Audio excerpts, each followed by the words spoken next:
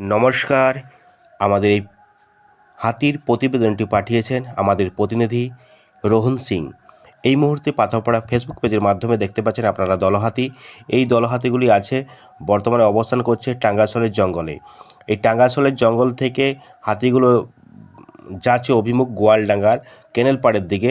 ততএব সতর্ক থাকবেন, প্রত্যেকেই সাবধানতা অবলম্বন করবেন। ওই জঙ্গল লাগোয়া যত গ্রাম আছে অবশ্যই সাবধানতা অবলম্বন করবেন, কারণ হাতিগুলো যে কোনো মুহূর্তে যে কোনো দিকে যেতে পারে। গোয়ালডাঙ্গা কেনেল পার করিয়ে এখন অভিমুখ কোন দিকে বলা যাবে না। ততএব পাথরপাড়া ফেসবুক পেজের মাধ্যমে আপনারা এই সতর্কমূলক অবশ্যই মেসেজটি পাবেন। আর পাথরপাড়া পেজটিকে অবশ্যই ফলো করুন।